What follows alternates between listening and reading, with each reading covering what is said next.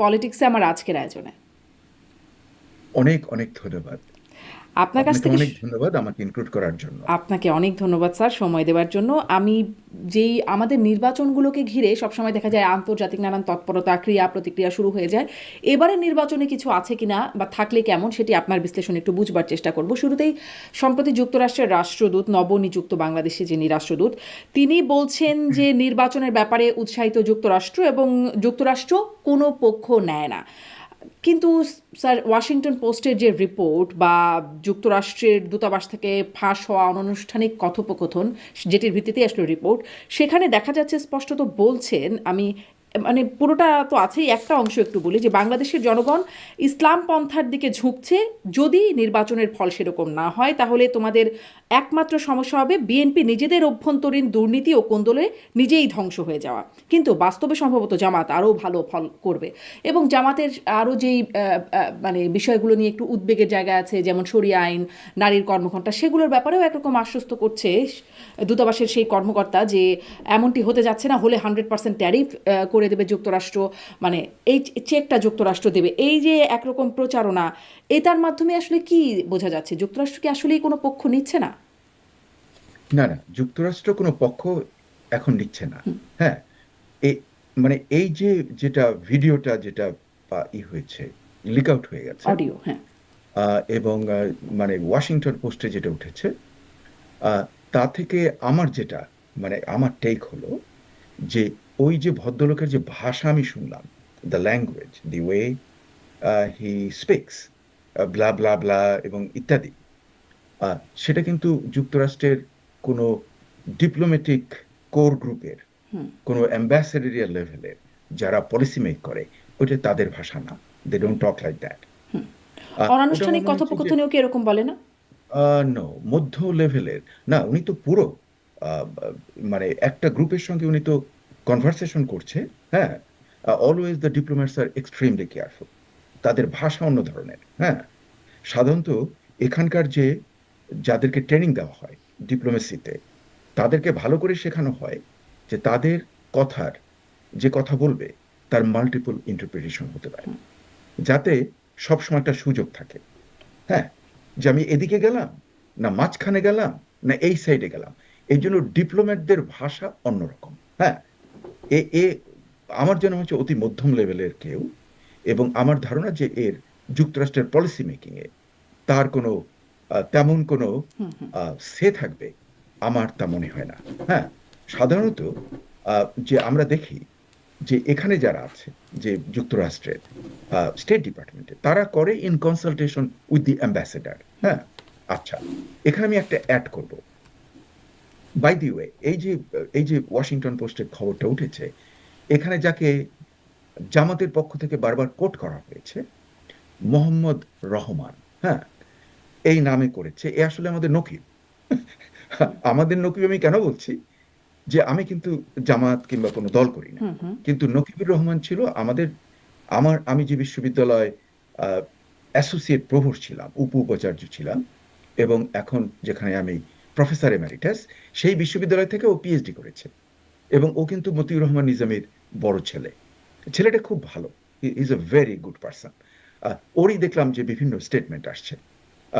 His his financial economics এর PhD, খুবই বুদ্ধিমান ছেলেটা। কিন্তু যে ওটা যখন আমি পড়লাম, তাতে আমি যেটা দেখলাম, যে তাতে কোনো, আমার মনে হয়নি যে কোনো ক্রমের যুক্তরাষ্ট্রের এক ধরনের টিল্ট রয়েছে টুয়ার্ডস এনি পার্টিকুলার পার্টি। এবং আমি আরো বলবো যে যদি কোনো বর্তমান অ্যাডমিনিস্ট্রেশনের কোনো পলিসি ব্যাপারে কোনো অথেন্টিক জিনিস আমি বুঝতে চাই কিংবা জানতে চাই, তাহলে আমি তো ওয়াশিংটন পোস্ট পড়ব না, নিউ ইয়র্ক টাইমস পড়ব। এগুলো খুবই ডেমোক্রেটিক পার্টি অ্যালাইন্ড, যারা ক্ষমতায় নেই। আমি রাদার ওয়াল স্ট্রিট জার্নালে যদি এই নিউজটা উঠতো, তাহলে আমি কিন্তু জিনিসটাকে অন্যভাবে দেখতাম। এটা হলো আমার আরেকটা টেক। আর আরেকটা টেক, আমি কিন্তু যদি ওয়াশিংটন পোস্ট তো আমি ধরেন স্যার আন্তর্জাতিকভাবে স্বীকৃত একটা গণমাধ্যম। এখন সেটির খবরটা কি অসত্য বা মানে কি বলবো বায়াসড এরকমভাবে দেখার সুযোগ আছে? না না, নিউজকে আমি কখনো মানে এটা তো যে খবরটা উঠেছে, হ্যাঁ, সেটাকে আমি বলবো more like a news report based on opinion. You can see যে ওখানে যেমন আমার মনে হয় কুগলারেরও একটা স্টেটমেন্ট আমি দেখেছি, হ্যাঁ হ্যাঁ, মানে তার একটা ইসে, তারপরে এর নকিবের দেখেছি, নকিবুর রহমান, মোহাম্মদ রহমান, এগুলোকে কেন্দ্র করে ওই রিপোর্টটা করা হয়েছে ওপিনিয়ন ভিত্তিক। কাজে এই ধরনের ওয়াশিংটন পোস্টের চেক অ্যান্ড ব্যালেন্স রয়েছে, হ্যাঁ, কিন্তু প্রত্যেকটা খবর একটা প্যারাডাইম রয়েছে, হ্যাঁ, তার একটা পার্সপেক্টিভ রয়েছে। সেই পার্সপেক্টিভের দিকে আমি যদি তাকাই, হ্যাঁ, তাহলে ওয়াশিংটন পোস্টের পার্সপেক্টিভ এর চেয়ে আমি বরং ওয়াল স্ট্রিট জার্নাল, যেটা যেটা রিপাবলিকান পার্টিকে সমর্থন করে, ডোনাল্ড ট্রাম্পকে সমর্থন করে, অথবা ফক্স নিউজ বেসড কোনো একটা জিনিস, অথবা আমি যদি মায়ামি হেরাল্ড, আমি একটা একটা জাস্ট পত্রিকার কথা বললাম, অথবা ওয়াশিংটন এক্সামিনারে যদি এটা উঠতো, তাহলে হয়তো আমি একটু এটাকে, এর পার্সপেক্টিভটাকে আমি জানতাম যে এটা বর্তমান অ্যাডমিনিস্ট্রেশন, এটা যুক্তরাষ্ট্রের, তাদের সঙ্গে এর একটা সম্পর্ক রয়েছে, তাহলে তার ইন্টারপ্রিটেশন অন্যরকম। কিন্তু এটা যেহেতু ওয়াশিংটন পোস্টের খবর, সেজন্য আমি এটার যে যে মানে ইন্টারপ্রিটেশন এই যখন যে আমি ধরেন করতে স্যার, যাই, এই যে খবরটা বা অডিওটা যে ফাঁস হলো, যেটার মানে বরাত দিয়েই রিপোর্টটা করা হলো, সেটি তো আসলে ইচ্ছাকৃতভাবে ফাঁস করা না। মানে এটি তো ফাঁস হয়ে গেছে, অননুষ্ঠানিক একটা কথোপকথন ফাঁস হয়ে গেছে। তো এই ফাঁস মানে আমি আসলে এটা জিজ্ঞাসা করতে চাচ্ছি যে সেটি আসলে ওয়াশিংটন পোস্টে হোক আর আপনি যে পত্রিকাগুলোতে কথা বলছেন সেগুলোতেই হোক, ফাঁস তো আসলে হয়েছে কথোপকথন যেটি তাদের মধ্যে হচ্ছিল। কথোপকথনটা তো এক্সিস্ট করে। আর আপনিও স্যার আরেকটা কথা বলছিলেন না যে মানে সেটি একটা মানে ইন কনসালটেশন টু মানে ইউএস এম্বাসি বা অ্যাম্বাসেডর যাদের সাথে কথা, কিন্তু মধ্যম শ্রেণীর যারা কথা বলছেন, আপনি যাদের ধারণা করছেন যে এই অডিও ক্লিপটি যার, তিনি কি নিজ থেকেই কথোপকথন চালাবেন? তার সাথে কি কোনো চেইন অফ কমেন্ট, মানে তার উপরে কি কোনো চেইন অফ কমেন্ট কাজ করে না? তিনি নারী না না, সাংবাদিকদের সাথে কিন্তু কথা বলছেন এটি। হ্যাঁ হ্যাঁ, না কিন্তু আমি আমি যা মনে করি যে এই যে কথোপকথনটাকে লিক আউট করলো, হ্যাঁ, আহ, যুক্তরাষ্ট্রের কোনো সরকারি অফিসিয়াল যদি কোনো কথা বলেন, সেটা তার ইচ্ছাকৃতভাবেই কিন্তু লিক আউট হয়, হ্যাঁ। এছাড়া যদি কেউ লিক আউট করতে যায়, তাহলে কিন্তু যেটা এরা কনফিডেন্সিয়াল রাখতে চায়, হ্যাঁ, সেটা কনফিডেন্সিয়াল যদি লিক আউট হয়, তাহলে সে কিন্তু সিরিয়াস ম্যাটার, তারা এটাকে খুব সিরিয়াসলি নেয়। এটাকে লিক আউটও করা হলো, কিন্তু আবার কোনো পরিচয়ও দেওয়া হলো না।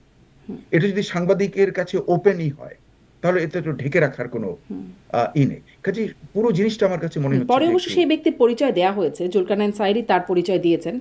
আপনি বললে আমি দেখতে পারি, আমি আপাতত নামটা মনে করতে পারছি না। আচ্ছা, যদি আপনি মনে করতে পারেন তাহলে আপনি বলবেন, হ্যাঁ। আচ্ছা, কিন্তু আমি এরই কনটেক্সটে, পরিপ্রেক্ষিতে আমি আর একটা জিনিস বলবো।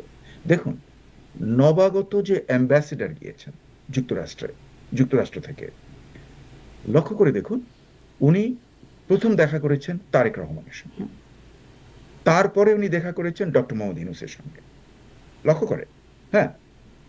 তারপরে উনি কিন্তু জামাতের হেডের সঙ্গে এখন পর্যন্ত দেখা করেন, এনসিপির কোন নেতার সঙ্গে উনি দেখা করেননি। তার অর্থটা কি? তাহলে কি এটাও কি আমরা আরেকটা ইন্টারপ্রিটেশন করব?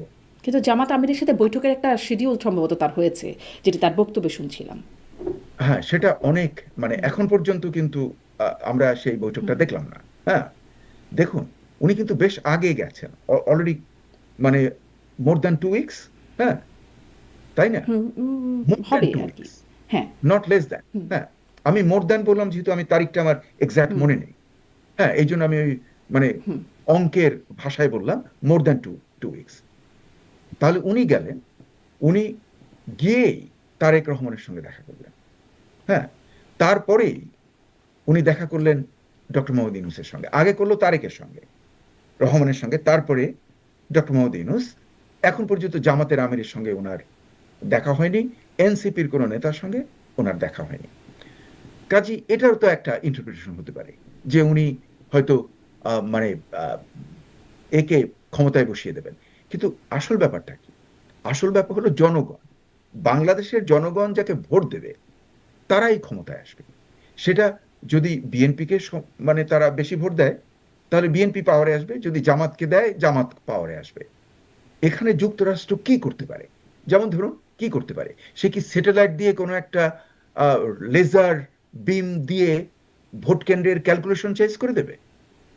যুক্তরাষ্ট্রের খেয়ে দেয়ে কাজ নেই যে সে বাংলাদেশের বাংলাদেশের যে পলিটিক্সটাকে কিংবা বাংলাদেশের গুরুত্ব আমরা যতটা ভাবি যে আমরা একটা মহান কিছু একটা হয়ে গেছি, হ্যাঁ, যে আমাদের ছাড়া কারো চলে না, হ্যাঁ, এটা আমাদের একটা, আমাদের আয়নায় আমাদের চেহারা দেখা উচিত, হ্যাঁ, অর্থনীতি কিংবা অন্যান্য যে কোনো দিক থেকেই আমরা এমন একটা কেউ কেটা নই, এটা আমাদের বোঝা উচিত। আমাদের এই সমালোচনাটা করা উচিত, হ্যাঁ, যে যুক্তরাষ্ট্রের খেয়ে দেয়ে কাজ নেই, সে নির্বাচনকে ম্যানিপুলেট করে চেঞ্জ করে দেবে, হ্যাঁ, যেটা তার প্রিন্সিপালের এগেনস্টে। যারা যারা করবে, এরা কেউ যদি করে তাহলে তাদের সবার শাস্তি হয়ে যাবে এই এই আমেরিকাতে, কারণ that's a big violation of any kind of মানে প্রপার আইন নিয়ম নীতির। হ্যাঁ, আপনি হয়তো প্রশ্ন করতে পারেন যে হ্যাঁ, যুক্তরাষ্ট্র তো মাদুরোকে ধরে নিয়ে আসছে, হ্যাঁ, ওটা তো সিকিউরিটি সিচুয়েশন ওয়েস্টার্ন গোলার্ধে, এ ধরনের কিছু যদি হয় তাহলে সে তুলে নিয়ে আসতে পারে। তো হ্যাঁ, আমাদের সে এখানে ক্ষমতা কি তার কোনো আছে। সিকিউরিটি কনসার্ন আছে কিনা? কারণ যুক্তরাষ্ট্রের রাষ্ট্রদূতই কিন্তু বলছেন যে চীনের সাথে যে বাংলাদেশের যোগাযোগ কিছু কিছু নির্দিষ্ট ক্ষেত্রে, সুনির্দিষ্ট ক্ষেত্রে যে যোগাযোগ বা বিষয়গুলো হচ্ছে সেটি যুক্তরাষ্ট্র খুব ভালোভাবে নিচ্ছে না, এবং যুক্তরাষ্ট্র সেটি তিনি বলছিলেন যে সিনেটে এই বিষয়ে তিনি রিপোর্ট করবেন বা বলবেন। এই অবস্থানটা মানে চীন আবার এটা প্রতিক্রিয়া জানিয়েছে, বাংলাদেশের চীনের রাষ্ট্র মানে দূতাবাস থেকে প্রতিক্রিয়া জানানো হয়েছে যে তারা এটাকে দায়িত্ব জ্ঞানহীন, ভিত্তিহীন বক্তব্য বলে মনে করছে। যুক্তরাষ্ট্রের তো কনসার্ন আছে নাকি, মানে এই যে হ্যাঁ, না, সুনির্দিষ্ট কিছু বিষয়? যুক্তরাষ্ট্রের, হ্যাঁ, গ্লোবাল, এটা আপনার খুব দারুণ প্রশ্ন হয়েছে, যে গ্লোবাল সেন্সে যখন আসে জিও পলিটিক্সের ব্যাপারে, তখন যুক্তরাষ্ট্র সে চাইবে না যে যাদেরকে সে ভাবে যে তাদের তাদের বন্ধু অথবা আমি বলবো অ্যাকোয়েন্টেন্স, আপনি জানেন যে পার্থক্যটা, বন্ধুও না কিন্তু জাস্ট মানে কাজ কারবার চলছে, অ্যাকোয়েন্টেন্স, এই দেশগুলো যাতে চীনের বলয়ে না যায়। হ্যাঁ, কিন্তু তা বলে চীনের সঙ্গে যদি ব্যবসা বাণিজ্য করে, হ্যাঁ, তাহলে তাহলে তো যুক্তরাষ্ট্রের ব্যাপারটাই আপনি চিন্তা করে দেখুন। এই যে বর্তমানে হুয়াং হ্যানসেন যে চীনে ভিজিট করছেন, এনভিডিআর C1 চেয়ারম্যান, সে তো H200 যেটা এআই চিপস, হাইলি সফিস্টিকেটেড, এটা ডোনাল্ড ট্রাম্প অ্যালাউ করেছে এই কয়েক সপ্তাহ আগে করেছে, এবং এটা ওই সিও অফ এনভিডিয়া এখন সে চায়নায় ভিজিট করছে। এটা বিক্রি কিভাবে করবে, কত, এবং that is in tune of tens of billions. It's not ওই ড্রোনের কয়েক মিলিয়ন ডলার না, এটা in the tune of tens of billions of ডলার্সের যে ব্যবসাটা হবে। এটা আমি একটা এক্সাম্পল দিলাম, এরকম আরো অনেক প্রচুর এক্সাম্পল রয়েছে। কাজেই আমরা যদি এটাকে সুষ্ঠুভাবে দেখার চেষ্টা করি, যে আপত্তি থাকবে, কারণ যেহেতু ড্রোনের সঙ্গে ডিফেন্সের একটা কানেকশন আছে, এবং আমাদের ডিফেন্স থেকেই কিন্তু এটাকে কেনা হচ্ছে, হ্যাঁ, ডিফেন্স, আমার মনে হয় কি এয়ারফোর্সের কোনো একটা দপ্তর থেকে এটার সঙ্গে নেগোশিয়েট করা হচ্ছে। তার মানে যে ডিফেন্স রিলেটেড, সেটাই হলো একটা সেন্সিটিভ জায়গা, যেখানে যুক্তরাষ্ট্রের পররাষ্ট্রনীতিতে সেটা একটা একটা মানে আর কি একটা একটা পয়েন্ট, যেটা এদেরকে কিছুটা চিন্তিত করবে, যে ডিফেন্স রিলেটেড ব্যাপারে যদি চীনের সঙ্গে এ ধরনের নতুন চুক্তি হয়। কিন্তু আমাদের ভুললে চলবে না, আমাদের এয়ারফোর্সের ট্রেনিং কারা দেয়? চীন। যুক্তরাষ্ট্র। আমাদের পাইলটদেরকে চীনে পাঠানো হয়। কাজেই আমার যেন মনে হচ্ছে যে এগুলো সবই চলতে পারে, হ্যাঁ, কিন্তু আমি মনে করি যে বাংলাদেশ নিজের স্বার্থের জন্য তার যুক্তরাষ্ট্রের বলয়ে থাকাটা নিজের স্বার্থের জন্যই গুরুত্বপূর্ণ। কেন? অন দ্য আদার হ্যান্ড, যে বাংলাদেশের যদি ট্রেডের ব্যাপারে কোনো কিছু করতে হয়, সেখানে যদি তাকে যদি ব্যালেন্স করতে হয়, সেটা বাংলাদেশের নিজের স্বার্থে সেটা করা উচিত। যুক্তরাষ্ট্র তো আর নিজের স্বার্থ দেখবে, হ্যাঁ, নিজের স্বার্থ ছাড়া এখানে কিন্তু কোনো কোনো যে যে একটা চ্যারিটেবল অর্গানাইজেশন না। ফরেন পলিসিতে প্রত্যেকের স্বার্থ দেখবে। ব্যবসায়ী ব্যাপারে যত চুক্তি এবং করা হয়, সেখানে নিজের দেশের স্বার্থ, এর বাইরে কিছু না। কাজে আমি মনে করি যে একটা ব্যালেন্স ওয়েতে যদি নেভিগেট করার চেষ্টা করে বাংলাদেশ, হ্যাঁ, তাহলে যুক্তরাষ্ট্র যদি আপত্তি জানায়ও, সেটা আমার মনে হয় না যে সম্পর্কের ব্যাপারে একটা খুব দারুণ বাধার সৃষ্টি করবে। আনটিল আনলেস বাংলাদেশ যদি একদম পুরো চাইনিজ বলয়ে চলে যায় জিওপলিটিক্যালি, তাহলে দ্যাট উইল বি চাইনিজ বলয়ে চলে যাওয়া মানে কি? মানে যেমন ধরুন যে পৃথিবীর অনেক দেশ আছে, যেমন পাকিস্তান, হ্যাঁ, সে চাইনিজ বলয়ে কিন্তু আমেরিকার সঙ্গে বন্ধুত্ব রাখে, হ্যাঁ। আবার Iran, as an example, Iran হলো চাইনিজ বলয়, চাইনিজ স্ফিয়ার অফ ইনফ্লুয়েন্সের মধ্যে সে কাজ করে। আমি একটা এক্সাম্পল দিলাম, হ্যাঁ। এখন পৃথিবীর বিশ্ব কিন্তু অন্যরকম হয়ে যাচ্ছে, হ্যাঁ। আমি যেটা এটা বললাম, এটাকেও কিন্তু আপনি বলতে পারেন সিম্পলিস্টিক। কেন আমি বলি, যেমন ধরুন ক্যাম্বোডিয়ার কথা চিন্তা করেন। ক্যাম্বোডিয়ার সঙ্গে কিন্তু চায়নার ভালো বন্ধুত্ব, দারুণ বন্ধুত্ব আমি বলবো, হ্যাঁ। কিন্তু ক্যাম্বোডিয়ার সঙ্গে তো আমেরিকারও ভালো বন্ধুত্ব। ক্যাম্বোডিয়া ব্যালেন্স মেনটেন করে চলে, হ্যাঁ। সে এইভাবেই কিন্তু মানে পৃথিবী চলছে বর্তমানে। যে যেমন আমি আরেকটা এক্সাম্পল দেবো, কিন্তু এই যে যে স্যার অস্ট্রেলিয়া, এই যে চুক্তিটা হচ্ছে, মানে যুক্তরাষ্ট্র আগেই একটা আপত্তির বার্তা দিয়ে রেখেছে, তারপরে এই চুক্তিটা হচ্ছে, সেখানে মানে এটার প্রভাব আমাদের উপরে কেমন পড়বে? মানে যুক্তরাষ্ট্রের এই আপত্তির প্রভাব বা আপত্তি সত্ত্বেও চুক্তির প্রভাব কেমন পড়বে? না আমার মনে হচ্ছে যে ওই যেহেতু এটা এয়ারফোর্সের দিক থেকে এটা আসছে এবং এটার সঙ্গে ডিফেন্সের কানেকশন আছে, সেই জন্য যুক্তরাষ্ট্রের যে কনসার্ন তারা সে জানাবে, এটা ন্যাচারাল, হ্যাঁ। কিন্তু এর প্রভাব কি হবে, যে এরা কি বাংলাদেশের উপরে নতুন ট্যারিফ জারি করবে এটার জন্য? আমার সন্দেহ হচ্ছে। তার কারণ এই পয়েন্টে যদি ট্যারিফ করতে যায়, বাড়াতে চায়, তাহলে যুক্তরাষ্ট্র যে মানে যুক্তরাষ্ট্র তো চায়নার সঙ্গে হরদম ব্যবসা করে যাচ্ছে। আপনি অবাক হবেন, যুক্তরাষ্ট্রের যে ফার্মাসিউটিক্যাল কোম্পানিগুলো, তারা যদি কাঁচামাল চীন থেকে না আনে, প্রত্যেকটা লাল বাতি চলে যাবে, কেউ কেউ চলতে পারবে না, হ্যাঁ। তার অর্থ যে এটা তো বিশ্বটা ইন্টারকানেক্টেড। মানে তাতে যুক্তরাষ্ট্র তো আপত্তি যা খুশি জানিয়েছে, করতেই পারে, তার তো সমস্যা হয় অন্য দেশ তার কথা না শুনলে। মানে সে তো এক্স্যাক্টলি, তার মতো করে অনেক কিছুই করে, তাই না স্যার? হ্যাঁ। না কিন্তু এটা কিন্তু অনেক দিন থেকে, এটা এটা নতুন না, আগে থেকেই তাই। আহ, মানে আপনি চিন্তা করে দেখুন যে যুক্তরাষ্ট্রকে সবচেয়ে বেশি টাকা ধার করে দিয়েছে কে, কোন দেশ? উত্তর China, close two trillion, close two, আমি এক্সাক্ট ফিগারটা ভুলে গিয়েছি, আগে এটা ট্রিলিয়নের উপরে ছিল, আচ্ছা। এখন নেমে যায়। কারণ এটা কি, ধরেন চায়না যদি ডিসাইড করলো তার ব্যবসার ব্যাপারে কিছু ইউএস বন্ড বিক্রি করে দেবে, হ্যাঁ, তাহলে ধারের পরিমাণ কমে গেল। আবার যদি ব্যবসার কারণে সে মনে করে যে না, আমি এখন কিছু ইউএস বন্ড কিনবো, তাহলে কিন্তু ধারটা বেড়ে গেল। এটা কিন্তু চেঞ্জ হয়, জি।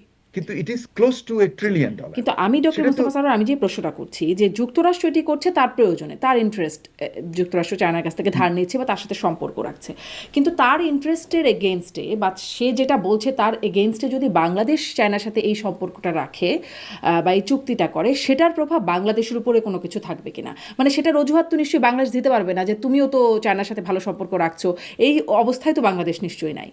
না, আমাদের সে পরিস্থিতি নেই, মানে বাংলাদেশ এটার তো অত তাহলে এটার কি কোনো শক্তিশালী নেই। প্রভাব আছে কিনা?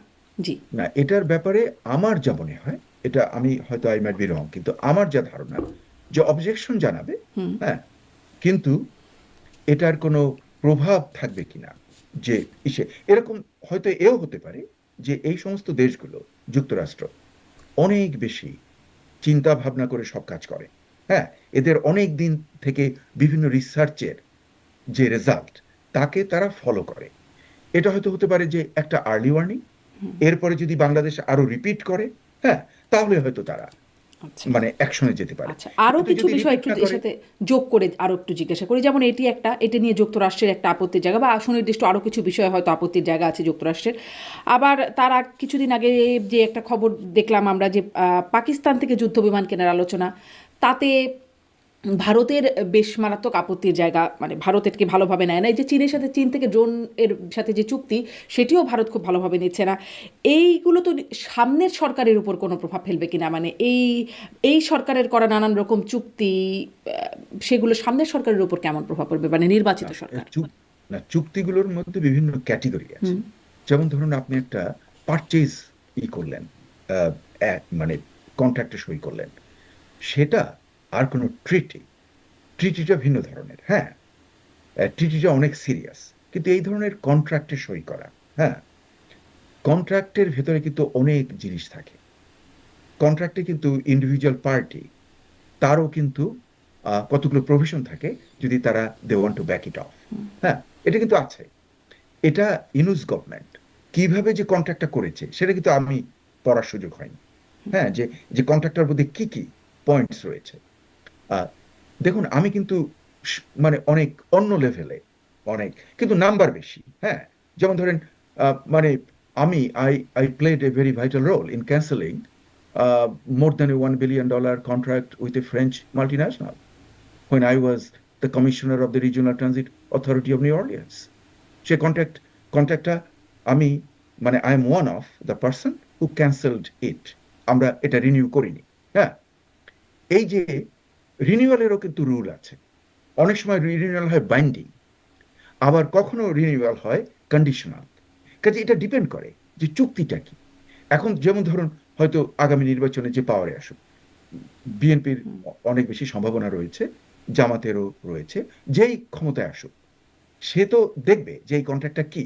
হ্যাঁ, তখন যদি তারা তাদের ফরেন পলিসিটাকে রিহ্যাশ করতে চায়, নতুন কায়দায় ঢালতে সাজাতে চায়, তাহলে তারা দেখবে, তাদের এক্সপার্ট যারা বাংলাদেশের, তারা দেখবে যে এই কন্ট্রাক্টটা কি ধরনের। হ্যাঁ, এটার কতটা বাইন্ডিং এলিমেন্ট আছে, কতটা ব্যাক অফ এর প্রভিশন রয়েছে, তাতে কতটা লস, কতটা লাভ, এই যে, হ্যাঁ, মানে এটা অ্যানালিসিস করতে হবে। হ্যাঁ, what is the reward, what is the risk, এগুলো অ্যানালিসিস করে তারা যদি মনে করে যে এই চুক্তিটা আমরা কেটে ফেলতে পারি, এটা থেকে দূরে সরে যেতে পারি, দে উইল ডু ইট।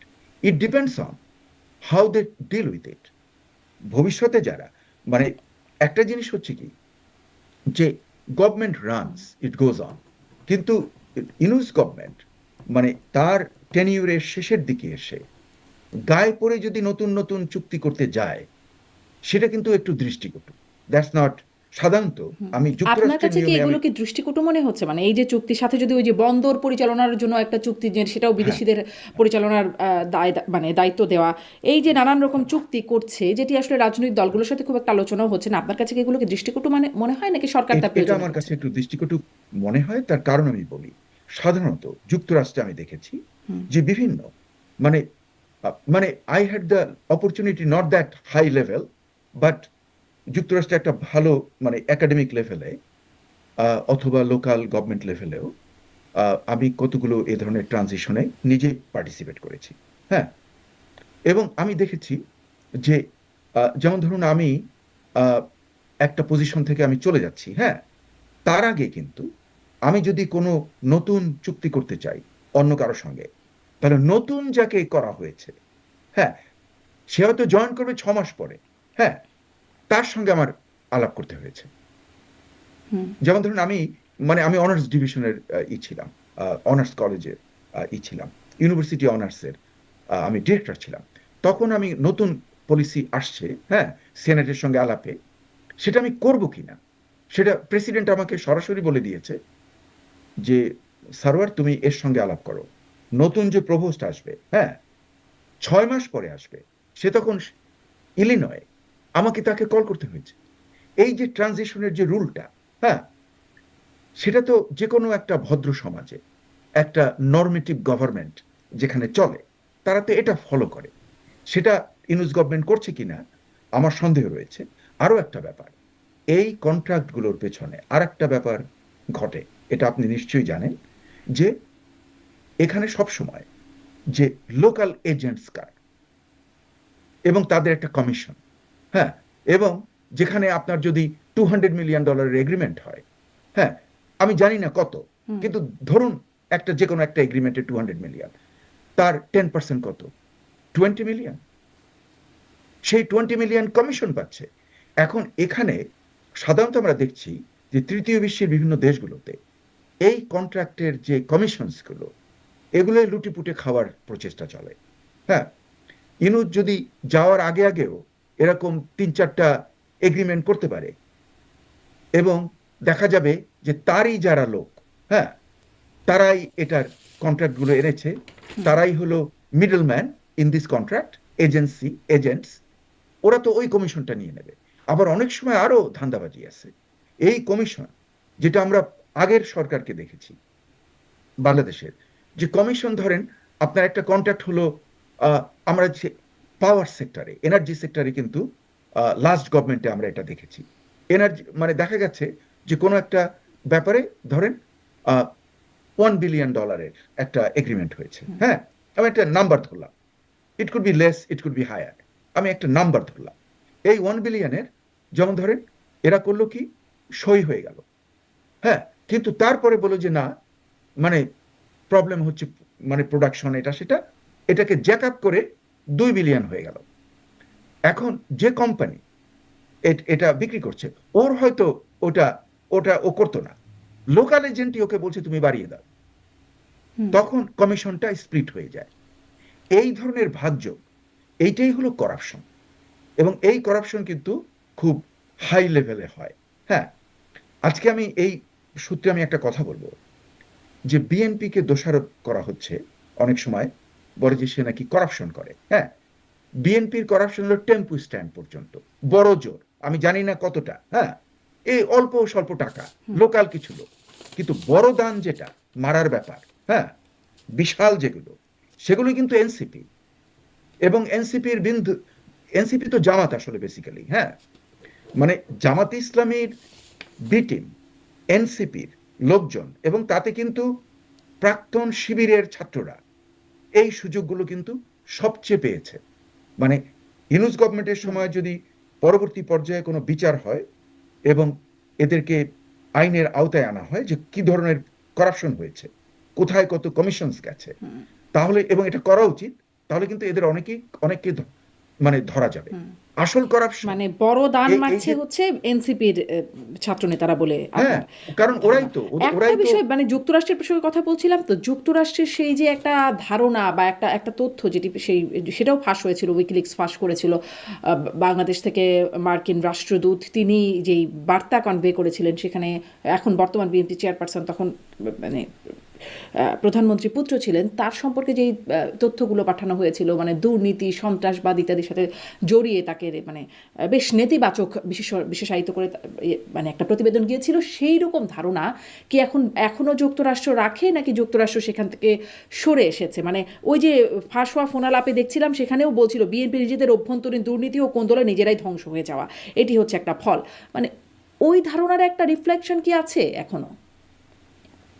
আমি এখানে একটা এক্সাম্পল দিয়ে আমি বলবো। আপনি আপনি নিশ্চয়ই আপনার খেয়াল আছে যে মোদিকে কিন্তু ভিসা ক্যান্সেল করে দিয়েছিল যুক্তরাষ্ট্র। দ্যাট কালো ইজ ভেরি তালিকাভুক্ত সিরিয়াস। করে রেখেছিল, জি। হ্যাঁ, একদম এমন তালিকাভুক্ত করেছে, কিন্তু পরে ওই মোদিকে এখন তো হোয়াইট হাউসে আহ, মানে কোলাকুলি করছে, কাছাকাছি, মানে এমন ভাবে সম্পর্কটা। কাজে এই সমস্ত বড় দেশগুলো, যুক্তরাষ্ট্র, তারা কিন্তু এই সমস্ত ব্যাপারে জিনিসটাকে, এটা হয় কি, এটা হয় আমাদের গ্রাম অঞ্চলে হয়। হ্যাঁ, ওর সঙ্গে আমার ঝগড়া, হ্যাঁ, দুই বংশানুক্রমে এই ঝগড়া চলতে থাকে, মারামারি। এটা আমরা দেখছি যে আগে, আপনি যদি ছবি দেখেন কিনা, যে কর্সিকান ব্রাদার্স, আমার খেয়াল আছে, কর্সিকান ব্রাদার্সের যে মারামারি, এই এই ছবি আমরা দেখেছি। তারপরে এমনকি আপনার বেশি দূর যেতে হবে না, রোমিও জুলিয়েট, হ্যাঁ, দুই ফ্যামিলির ঝগড়া, ছেলে মেয়েদের প্রেম, কিন্তু তা সত্ত্বেও তারা ফাইট করছে। হ্যাঁ, এটা আমাদের পাঠান এলাকাতে হয়, পাকিস্তানের নর্থ ওয়েস্ট ফ্রন্টিয়ার প্রভিন্সে, আফগানিস্তানে হয়। এটা হলো একটা গ্রামীণ ব্যাপার। হ্যাঁ, মানে একটা গেও টাইপের ব্যাপার, যেখানে আপনি, আমি কিন্তু গ্রামকে খারাপ বলছি না। হ্যাঁ, গ্রামে তো হাজার হাজার লক্ষ লক্ষ বাংলাদেশিরা আছে, তারা খুবই ভালো লোক। বা হ্যাঁ, গ্রামীণ এই কিন্তু কালচারটা আমি সম্পর্কে বলছেন, জি, স্পষ্ট। কালচারটাকে বলছি, যে এই নিয়ে যে চুলাচুলি ঝগড়া করা, হ্যাঁ, এটা কিন্তু যুক্তরাষ্ট্রের মতো শক্তিশালী দেশ, যে পুরো বিশ্বকে ডমিনেট করছে, সে এ সমস্ত এখানকার লোকরা অনেক প্রফেশনাল, মানে এত হাইলি প্রফেশনাল, ট্রেনিং তাদের এমন, এবং অধিকাংশ এর আসছে কিন্তু আইভি লিগ থেকে। হ্যাঁ, হার্ভার্ড, মানে ইসে, তাহলে কি ওই রেকর্ডটা তারা ইয়েল। ডিলিট করে দিয়েছে? মানে ওই রেকর্ডটা তারা হ্যাঁ, আর মাথায় রাখছে না, মানে সেই যে রেকর্ডটা? না, না, কোনোটা ডিলিট করে না, কিন্তু রেকর্ড সবই আছে, রেকর্ড কোথাও যাবে না। কিন্তু যখন তারা অ্যানালিসিস করে, যে কারেন্টলি তাদের কি স্বার্থ, এবং সেই স্বার্থ এটা কিন্তু নিজের স্বার্থ, যুক্তরাষ্ট্রের ইন্টারেস্ট কি, যে জন্য এরা কিন্তু ক্লিয়ার বলে দিয়েছে যুক্তরাষ্ট্র পররাষ্ট্র দপ্তর থেকে যে আমরা সব গভর্নমেন্টের সঙ্গে আমরা সম্পর্ক রাখি, গভর্নমেন্টের অপোজিশনের যে আছে তার সঙ্গে আমরা সম্পর্ক রাখি, এমনকি অপোজিশনের সেকেন্ড থার্ড ফোর্থ লেভেলের সঙ্গেও আমরা সম্পর্ক রাখি। আপনি বিস্মিত হবেন না, আপনি জানেন এগুলো সব, যে যেমন ধরেন যখন যুক্তরাষ্ট্রের এমবেসিতে, বাংলাদেশের এমবেসিতে, মানে যুক্তরাষ্ট্রের এমবেসি ইন ঢাকায় যখন তারা পার্টি করে, সেখানে কিন্তু বামপন্থী যারা আমাদের নেতা তাদেরকেও কিন্তু ইনভাইট করে। হ্যাঁ, যে বামপন্থীর এগেনস্টে যুক্তরাষ্ট্র অল দ্য টাইম, হ্যাঁ, তাদেরকেও কিন্তু ওই সমস্ত পার্টিতে তারা ইনভাইট করে। তার কারণটা কি? তারা চায় যে ওই দেশে যে এমবেসি আছে তারা জানতে চায় কে কি করতে যাচ্ছে, সবার সঙ্গে যেন তাদের একটা কানেকশন থাকে, যাতে তারা ইনফরমেশনটা ভালো করে পায়। সমস্ত ইনফরমেশনটা পেলে তারা তো অ্যানালিসিস করতে পারে ভালো। এই জন্য তারা ও ধরনের না যে একে আমি পছন্দ করি না, ওর সঙ্গে আমি কথা বলবো না, এটা তো একটা গ্রামীণ ব্যাপার। হ্যাঁ, আমি ওর সঙ্গে, ওকে আমি পছন্দ করি না কিংবা ওকে আমি ধ্বংসের চেষ্টা করব, কিন্তু তবু আমি ওর সঙ্গে কথা বলবো, আমি জানতে চাইবো যে ওর কি প্ল্যান প্রোগ্রাম। হ্যাঁ, এটাই তো মানে এইভাবেই মানে বড় বড় দেশগুলো চলে। আপনি যদি বাংলাদেশের যদি পত্রিকাগুলো পড়েন, কিংবা পত্রিকার চেয়েও যেটা আমাদের মানে যে ব্লগারদের যে কথা যদি শোনেন, হ্যাঁ, এই আমাদের যুক্তরাষ্ট্র থেকেও আছে, ইউরোপ থেকে আছে, অন্যান্য এই ব্লগারদের যে ভাষা এবং ওদের যে সাজেশন ইজ ভেরি সিম্পলিস্টিক, মানে একদম অতি নিম্ন শ্রেণীর, মানে ওগুলো হলো গ্রামীণ টাইপের, মানে আমি যেটাকে বলছি গেও টাইপের, খুবই নিম্ন শ্রেণীর লোকজনদের ভাষা ওরা ওরা ওই সমস্ত জায়গাতে বলে। ওটা দিয়ে তো দেশ চালানো যায় না। তেমনি পররাষ্ট্র পলিসিতে যখন একটা দেশ যায়, হ্যাঁ, তাতে কিন্তু তখন এই ধরনের যে মানে বাইনিয়ারি, মানে দুটোর একটার যে করে, এটা তারা করে না। আচ্ছা, কাজে এবার আমি একটু মনে করি একটু ভারতের সাথে সম্পর্কের জায়গাটাও একটু দেখি। যে বলছিলাম যে চুক্তিগুলো ভারতও ভালোভাবে নিচ্ছে না চীনের সাথে, বা পাকিস্তানের সাথে যেই চুক্তির বিষয়ে আলোচনা হচ্ছে সেগুলো তো ভালোভাবে নিচ্ছে না। আর ভারতের সাথে তো আরও বিভিন্ন বিষয় নিয়ে এখন সম্পর্কের তলানি থেকে একদম তলানিতেই পড়ে গেছে, শত্রুর ভাবাপন্ন দেশে পরিণত হয়েছে দুটি দেশ। সেখানে ভারতকে দেখা যাচ্ছে সেই বেগম জিয়ার মৃত্যুর পরে শেষ বিদায়ের সময়ে সে ভারতের প্রধানমন্ত্রীর বার্তা নিয়ে জয়শঙ্কর তাদের পররাষ্ট্রমন্ত্রী আসলেন, তারেক রহমানের সাথে বৈঠক করলেন। ভারতের পার্লামেন্টে বেগম জিয়াকে নিয়ে শোক প্রস্তাব হলো। তার মানে এই বা সুপ্রতিবেশী সুলভ বার্তা তারেক রহমানকে দিয়ে গেলেন। এই বিষয়গুলো বিএনপির সাথে যখন হচ্ছে, তখন দেখছি যে বাংলাদেশের মানে বর্তমান সরকারের সাথে সম্পর্কের জায়গায় দেখা যাচ্ছে নানান বিষয় সরকারের প্রতিক্রিয়ার প্রেক্ষিতে বাংলাদেশের বিশ্বকাপে খেলা বন্ধ হয়ে গেল। তারপরে বিশ্বকাপে ভারতে যে যারা সাংবাদিকরা যাবে তাদেরও অ্যাক্রেডিটেশন বাতিল করা হলো। মানে এই যে একটা বিষয়, সেই মোস্তাফিজ ইস্যু থেকে শুরু করে এই অবস্থা। তারপরে দেখলাম ভারতীয় কূটনীতিক যারা আছেন বাংলাদেশে তাদের পরিবারকে সরিয়ে নিতে বললো, ভারতে নিয়ে নিতে বললেন। মানে এই যে অবস্থাগুলো চলছে, এখানে আসলে কেমন চলছে? বিএনপির সাথে সুপ্রতিবেশী সুলভ সম্পর্ক বাড়ানোর একটা চেষ্টা দেখা যাচ্ছে, অন্যদিকে এই বিষয়গুলো একই সাথে চলছে। আসলে এখানে কি চলছে বলে মনে হয়? এটা আপনার খুব ভালো, মানে খুবই মানে মানে দারুণ সুন্দর একটা প্রশ্ন। এটা একটা জটিল ব্যাপার। এটার উত্তর, তার কারণ প্রথম আপনি চীন থেকে শুরু করেছিলেন। হ্যাঁ, যে আমরা জানি যে চীনের সঙ্গে ভারতের একটা প্রতিদ্বন্দ্বিতা আছে এবং বর্ডার নিয়ে গোলমাল আছে। যেমন এখনো চীনের কোনো কোনো অফিসিয়াল ম্যাপে অরুণাচল প্রভিন্স, যা মানে ভারতের আন্ডারে রয়েছে, অরুণাচলকে কিন্তু দেখায় চীন এখনো চীনের বেশ কিছু ম্যাপের ভিতরে। তাহলে বুঝতে পারেন যে জমি নিয়ে চীনের সঙ্গে গোলমাল আছে। আবার দেখুন যে চীন লাদাখের একটা অংশ, হ্যাঁ, আকসাই চীন তারা দখল করে নিয়েছে। হ্যাঁ, মানে কাশ্মীর এলাকাতে, যেটা কাশ্মীরটা ডিসপিউটেড, ওটা ওটা পাকিস্তান একটা অংশ দখল করে আছে, আর একটা অংশ ইন্ডিয়া দখলে রয়েছে। আর মাঝখানে চীন এসে কিন্তু পাকিস্তানেরও একটা অংশ নিয়ে নিয়েছে। মানে লাদাখ আকসাই চীনের যে ম্যাপ দেখেন, সেটা কিন্তু ইন্ডিয়ারও একটা অংশ নিয়েছে, ইন্ডিয়ার ডিমান্ড যেটা যেটা আমার, আর ওদিকে পাকিস্তানেরও একটা অংশ নিয়ে নিয়েছে। কাজেই এই যে বর্ডারের যে কনফ্লিক্টটা, ম্যাকমোহন লাইন যেটাকে আমরা বলি, হ্যাঁ, মানে ম্যাকমোহন যেটাকে করেছিল মানে আহ, একজন ব্রিটিশ অফিসার, হ্যাঁ, উনি যে সার্ভে করে যে লাইনটা দিয়েছেন ম্যাকমোহন লাইন, এই ম্যাকমোহন লাইনের নিয়ে গোলমাল চলছে। It is not settled yet. কাজে ভারতের সঙ্গে চীনের যে গোলমালটা, এটা কিন্তু অনেক ডিপলি রুটেড। আবার দেখুন, চীন তিব্বত দখল করে নিয়েছে। তিব্বতের যে যে শাসক, হ্যাঁ, দালাই লামা, তাকে শেল্টার দিয়েছে ইন্ডিয়া। শুধু তাই নয়, নর্দার্ন ইন্ডিয়াতে একটা বিরাট জায়গাতে তিব্বতের অনেক লোক, তিব্বতিয়ানরা, তারা যারা পালিয়ে আসছে, হ্যাঁ, তারা থাকে নাই, চাইনিজ রুলকে তারা অপছন্দ করেছে, তারা কিন্তু এখনো ভারতে আছে, অ্যাসাইলাম। এখন ওদেরকে কিভাবে রেখেছে আমি জানি না, কিন্তু তখন তাদেরকে খুব আদর করে শেল্টার দিয়েছিল। এবং Bharat does not recognise Tibet to be a part of China. এমনি পরিস্থিতিতে চীনের সঙ্গে ভারতের প্রতিদ্বন্দ্বিতা রয়েছে, ঝগড়া রয়েছে। এখন আসি আমি বাংলাদেশে, রাইট? তাহলে আপনি যদি চীনের সঙ্গে অ্যালাইনমেন্ট করতে যান, বিশেষ করে ভারতের সিকিউরিটির প্রশ্ন আসে।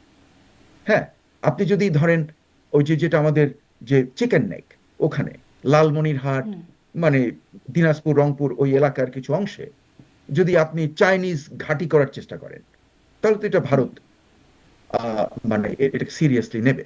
এখন কথা হলো যে আমাদের কি লাভ, বাংলাদেশের কি লাভ? আমি কিন্তু সবসময় ওইটা দেখি, হ্যাঁ, যে বাংলাদেশের যদি লাভ হয় তাহলে রিস্ক নিতে ইটস ওকে, কিন্তু বাংলাদেশের যদি লাভ না হয়, আমি অযথা রিস্ক নেব কেন? আমার কি গায়ে পড়ে কারোর সঙ্গে ঝগড়া করার কোনো লাভ আছে? সবসময় দেখতে হবে যে দেশের কোনটা লাভ হয়। হ্যাঁ, আচ্ছা, ওরকম গায়ে পড়ে ঝগড়া করার যদি চেষ্টা থাকে, তাহলে আবার ওই যে আমি বললাম যে গেও, হ্যাঁ, মানে গ্রাম্য যে মানে ঝগড়া করে, মানে পাঁচ দুয়ারে আমরা বলি বরিশালে, পাঁচ দুয়ারে যে ঝগড়া করে, হ্যাঁ, মানে লাঠি সোটা রামদা নিয়ে, ওই পর্যায়ে আমরা চলে যাই। সেটা তো আর হয় না রাষ্ট্র লেভেলে। You have to be highly sophisticated. এটা ওখানে। আর ওদিকে দেখুন যে আপনি বিএনপির কথা বললেন, যে বিএনপির কিন্তু স্ট্যান্ড অল থ্রু আমরা যা জেনেছি, ইনক্লুডিং নাও, এবং আমি এখানে আমি সোর্স না বলে আমার একটা ব্যক্তিগত এক্সপিরিয়েন্সের কথা বলবো। এমনকি বছর খানেক আগেও আমি সরাসরি খুব ঊর্ধ্বতন লেভেল থেকে যতটা জানতে পেরেছি বিএনপির, সেখানে আমি দেখেছি যে তারা কিন্তু প্রো বাংলাদেশ দারুণ। মানে তারা ভারতের সঙ্গে যে বাংলাদেশকে বিকিয়ে দিয়ে কোনো কিছু করা, সে লাইনে তারা কখনো যাবে না। They by principle, according to their principle, to look for the interest of Bangladesh, not to compromise anything to appease India. No, সেটা তারা করবে না। আচ্ছা, তাহলে ভারতের ব্যাপারটা কি? ভারত দেখুন, সে এতদিন ধরে এর আগের গভর্নমেন্টকে সমর্থন করেছিল, রাইট? কিন্তু Bharat is a very matured country, এটাও আমাদের ধরতে হবে। যে ভারতের যারা ডিপ্লোমেসির সঙ্গে জড়িত, তাদের কিন্তু কোয়ালিটি, আমি শারমিন আপনাকে আমি কি বলবো, তাদের কিন্তু কোয়ালিটি ইজ ভেরি হাই। তারা কিন্তু ওই ইমোশনস কিংবা ওই গ্রাম্য ঝগড়া, হ্যাঁ, ওই বাইনিয়ারি আমাদের ব্লগারদের মতো না। ব্লগারদেরকে, ব্লগাররা ওদের হয়তো চাকরও হওয়ার সম্ভাবনা নেই। তো এই যে এরা, মানে এদের যে সিদ্ধান্ত, হ্যাঁ, সেটা খুবই, তারা মানে ওদের স্বার্থ দেখে ওরা ওই পলিসি ঠিক করে। এখন দেখলো যে তারা যাদের উপরে নির্ভর করেছিল এতদিন, আওয়ামী লীগ, হ্যাঁ, তারা তো দেশ থেকে বিতাড়িত হয়েছে। কবে তারা ক্ষমতায় আসবে তার কোনো সিওরিটি নেই। আগামী নির্বাচনে তাদেরকে অ্যালাউ করা হচ্ছে না। তার অর্থ somebody else is gonna come to power. এটা হয়তো বিএনপি হতে পারে, জামাত হতে পারে। এখন ভারতের জন্য সবচেয়ে বেটার কে? ওটা ওদের point of view, not from BNP point of view.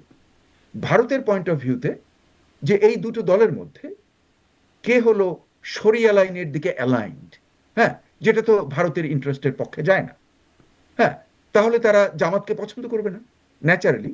কিন্তু আমাদের ভুললে চলবে না, যখন Jamaat was a partner with the BNP government, এবং আমার যদ্দূর মনে আছে industry minister and possibly trade with the same ministry was Motiur Rahman Nizam. আমার খেয়াল আছে উনি যখন প্রথম ক্ষমতায় আসছেন, তখন যে কন্ট্রাক্ট, একটা বড় বিশাল একটা কন্ট্রাক্ট, সেখানে বিট করেছে ইন্ডিয়া।